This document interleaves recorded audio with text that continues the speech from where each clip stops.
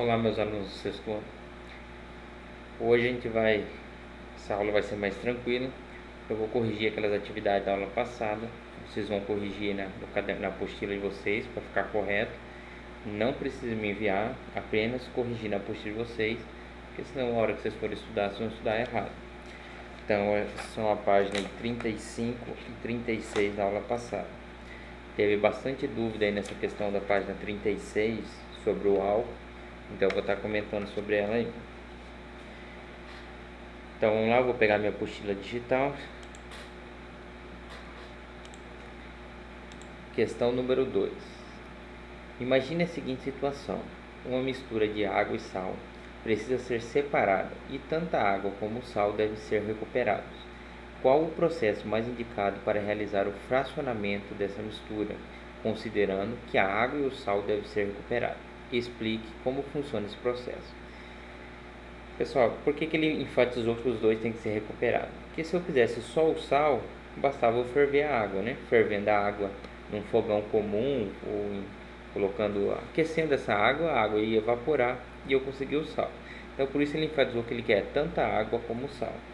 E aí nós vimos dois processos. Se a gente não estiver pensando em economia de energia, a destilação, né? A gente viu aí na teoria sobre a destilação. Eu vou colocar a água com sal no vidro, vou aquecer essa água, a água vai evaporar, vai ir para o condensador e vai pingar lá no outro vidrinho meu do outro lado. Como a gente vai ver aqui na imagem. Então eu coloco minha água com sal aqui, aquecendo, vou puxar para cá para não tampar. Aquecendo essa água, a água vai evaporar, porque a água evapora em quantos graus? Qual que é o ponto de ebulição da água? Né? Em torno de 100 graus, então 100 graus a água vai evaporar. O sal tem a seu ponto de ebulição em 1400 graus, 1400 e pouquinho. Então assim, a água vai evaporar e o sal não vai evaporar. Ele vai evaporar, vai vir na forma de gás, né, de vapor, e vai entrar por esse único orifício aqui, porque ali está tampado, né? Então ele vai vir aqui, vai passar para cá, o condensador vai fazer a parte de resfriar.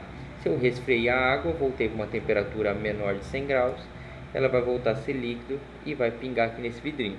Aqui no final do processo vai ficar o sal, aqui vai ficar a água. Então aí um método de eu recuperar tanto o sal e a água seria destilação. Daria lá o processo também de osmose reversa, mas lá esse sal fica concentrado, uma parte da água passa sem o sal, a outra fica nessa água mais concentrada. Então eu não conseguiria recuperar. O ideal aí seria a destilação, eu ia recuperar tanto o sal como a água. Lembrando, pessoal, que esse processo aqui eu preciso ter dois materiais com ponto de fusão bem diferente. Se eu colocar um material aqui que o ponto de ebulição é 100 graus e o outro é 95 graus, eu não consigo separar, por causa que a hora que chegar em 95 ele já vai começar a evaporar e o outro já começa a evaporar um pouco também, mesmo que ainda não chegou nos 100 graus. Então você tem materiais com ponto de fusão, ponto de ebulição bem distante um do outro, senão não dá certo a minha destilação. Lembrando aí, né, pessoal, que essa água que vai passar para cá, ela vai perder algumas propriedades. Então, se eu peguei uma água mineral, misturei sal e coloquei aqui, essa água que vai vir para cá não vai ser água mineral, porque os minerais também vão ficar aqui retidos. E aqui vai vir uma água mais pura, uma água chamada de água destilada, onde vai estar quase sem nenhum sal. Então, assim, não vai ficar só o sal da cozinha aqui retido, vai acabar ficando os outros sais que também tinha na água. E aí essa água aqui não está própria para o consumo, precisa misturar sais nela. Porque a água pura, quanto mais pura a água, não faz bem para a nossa saúde aí, porque aí ele vai retirar minerais do seu corpo. Então essa água aqui que sai desse lado não está própria para o consumo. É chamada uma água pura, né? Não chega a estar bem pura, mas é uma água quase pura. Então, voltando aí, o processo para separar, querendo recuperar os dois, seria a destilação. Então, o processo que a gente quer para separar os dois é a destilação, que eu vou conseguir recuperar tanto o sal como a água. Agora a questão B. Se o objetivo fosse recuperar apenas o sal, qual processo poderia ser utilizado?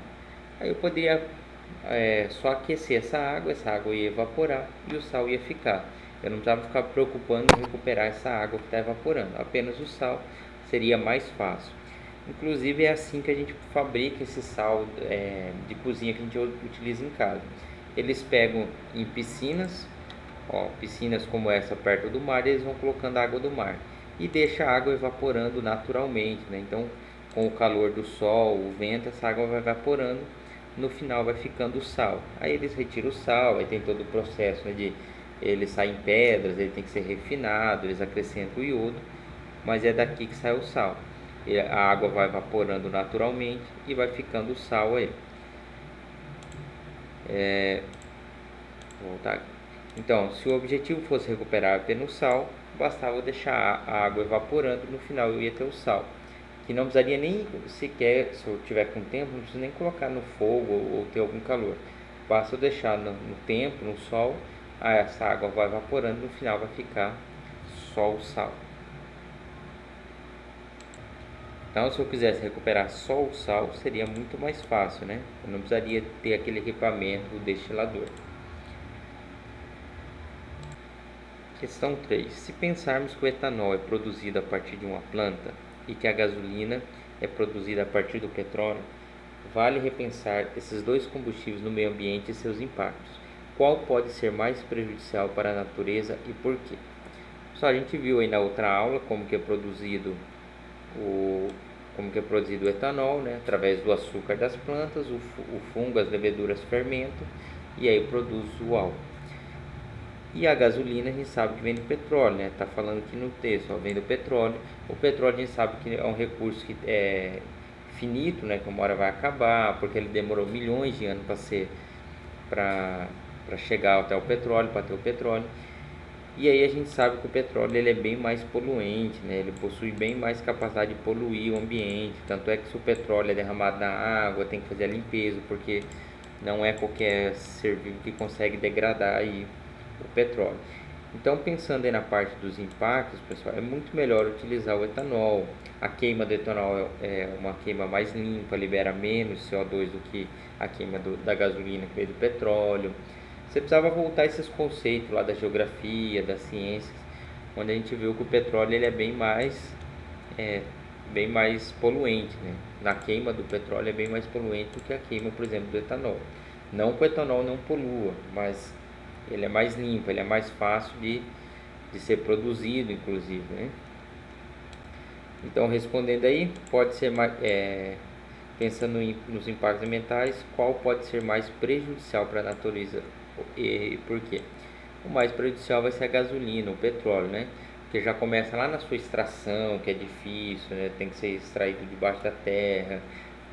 A queima dele libera muito mais CO2, muitos outros poluentes além do CO2. Então, a queima da gasolina é muito mais prejudicial, né, do que a queima do etanol. O etanol ele é mais limpo, né, ele é só o álcool. Aqui no petróleo vem várias outras substâncias tóxicas misturadas, aí na sua extração é meio mais complicado. E aí agora a questão 4, que bastante gente ficou em dificuldade com essa questão 4. Então vamos lá. O densímetro é um instrumento utilizado para descobrirmos a densidade de líquidos sem utilização de balança. Seu funcionamento é baseado na flutuabilidade. Ele é muito utilizado em postos para se testar a pureza dos combustíveis. E como se sabe, a densidade é uma propriedade específica da matéria. A partir dela podemos definir a substância que ela se refere. O densímetro deve ser mergulhado ao líquido, pois ele indicará o valor da densidade da substância em questão. Em relação ao etanol misturado com água, para saber se esse combustível foi alterado ou não, seria mais fácil analisá-lo apenas ao olho nu. Pessoal, a gente teria que voltar um pouquinho lá nas primeiras aulas, quando a gente falou da densidade. Voltar aos conceitos de densidade. Era uma questão aí que está bem contextualizada. Se você esqueceu o que é densidade, qual a importância da densidade, você não ia conseguir resolver. E aí talvez por isso que muitas pessoas ficaram com dificuldade. A gente não pode, por isso que a gente, quando está vindo com o conteúdo, não pode ficar dúvida ou passar batido, porque depois fica difícil de entender outras questões. Então a gente viu lá a importância da densidade, certo? E a gente viu que a densidade ela é a relação da massa pelo volume, né? Densidade é igual a massa dividido por volume. Então aqui ele falou que o densímetro é uma maneira de medir a densidade sem utilizar a balança. Porque ele vai avaliar pela flutuabilidade no líquido que eu colocar, ele vai me dar densidade. A gente sabe que o que é menos denso sobe, o que é mais denso do que o líquido que eu estou colocando vai afundar. Lembra lá o óleo boia, ou eu coloco uma bolinha de ferro, ela afunda, porque o ferro é mais denso e o óleo é menos denso do que a água. Então aqui, se tratando do etanol, vamos vir para a figura aqui, ó. Esse aqui é o densímetro, ó. Quando vocês iam abastecer agora, e com os pais de vocês abastecer o carro, agora não, porque nessa quarentena talvez vocês não estejam saindo aí muito, mas quando voltar ao normal, vocês vão reparar que do lado lá da bomba de álcool tem um aparelhinho desse, tem um medidor desse aqui. E o que ele está fazendo? Ele está medindo a densidade, pessoal.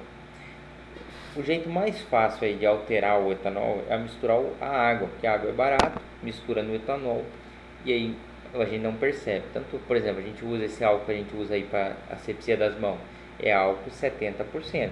Você fica de 100 ml, eu tenho 70 de álcool, 30 de água, porque esse é o ideal para limpeza da mão. Agora, para o carro, o ideal é um álcool aí a 95%, 5% de água, 95% de álcool mesmo. Só que aí algumas pessoas, para ganhar vantagem, acabam misturando água para render, porque a água é barata e o etanol é mais caro. E aí esse aparelhinho tem essa função de medir a densidade. Por que medindo a densidade? A gente lembra lá da aula passada qual que é a densidade da água? Vamos lá, pessoal? Alguém lembra a densidade da água? A densidade da água é 1, né? Porque 1 grama é igual a 1 ml. 1 dividido por 1 dá 1. O do etanol, nós temos aí a densidade 0,8. Então significa que para cada 1 litro, 1000 ml, eu só tenho 800 gramas. Eu não tenho 1 para 1. Então, para cada 1000 ml, 1 litro, eu tenho 800 gramas só. Então, a densidade dele dá 0,8. E aí, por isso que eu consigo ver. Se esse aparelhinho aqui estiver marcando mais que 0,8, ele vai estar errado. Esse combustível vai estar adulterado. Por quê? Como é que a densidade vai dar mais de 0,8 se a densidade do álcool é 0,8? Então, não teria como ele dar uma densidade maior. Vocês têm que lembrar lá da historinha que eu contei para vocês da coroa de ouro. Como é que ele ajudou a descobrir lá sobre a densidade. A densidade do ouro é 1, a da prata, de outros metais é outro. Então ele colocou uma mesma quantidade de ouro e viu quanta água derramou, ele colocou a coroa, derramou uma quantidade diferente. Logo ele presumiu que tinha outros materiais misturados e não era ouro puro.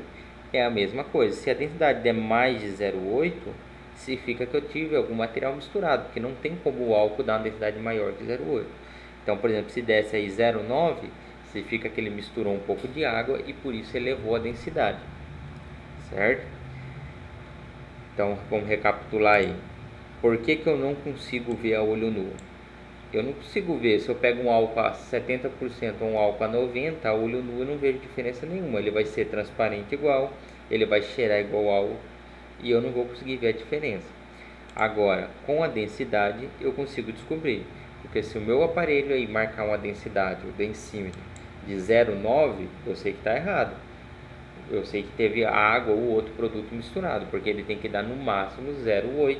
Ele não tem como dar 0,9 ou outra densidade aí. Então eu sei que misturaram alguma coisa nesse álcool meu, nesse meu etanol. Certo, pessoal? Essa aqui eu vi que ficou bastante dúvida aí, algumas eu tirei pelo WhatsApp. Espero que agora esteja esclarecido. Se alguém não entendeu aí, pergunta no WhatsApp que eu vou estar online para estar tirando dúvida também. Ou volta ao vídeo, assiste de novo, porque essa é uma pergunta interessante que ela contextualizou lá o que nós estudamos em densidade com o conteúdo de agora aí. E aqui, pessoal, nós temos aí essa prática, não precisa realizar, até porque ela é um pouco demorada. Mas vai ser o mesmo processo lá do sal, ele pede para você misturar aí açúcar. Quem quiser fazer, pode fazer, né? Você vai misturar aí açúcar e água e vai deixar esse copo no ambiente ali para essa água ir evaporando. No final você vai ver que o que ficou, o açúcar vai continuar no copo. Claro que não nessa forma branquinho, branquinho, cristalzinho, mas ele vai estar no fundo do copo aí, porque ele não evapora, mas a água evapora. Quem quiser fazer, pode fazer em casa, tá, pessoal? Mas não precisa me entregar nada, mas se quiser fazer por curiosidade, para ver, pode fazer. Espero que aí eu tenha tirado as dúvidas, pessoal. Vou estar online para estar tirando. Não precisa me enviar nada, apenas eu quero que vocês arrumem aí na apostila. Vou confiar em vocês. Conserto o que é raro. Não precisa estar igualzinho a minha resposta, mas tem que estar no mesmo sentido, nessa mesma noção do que eu falei. Mas não precisa estar igualzinho. Certo, pessoal? Até mais.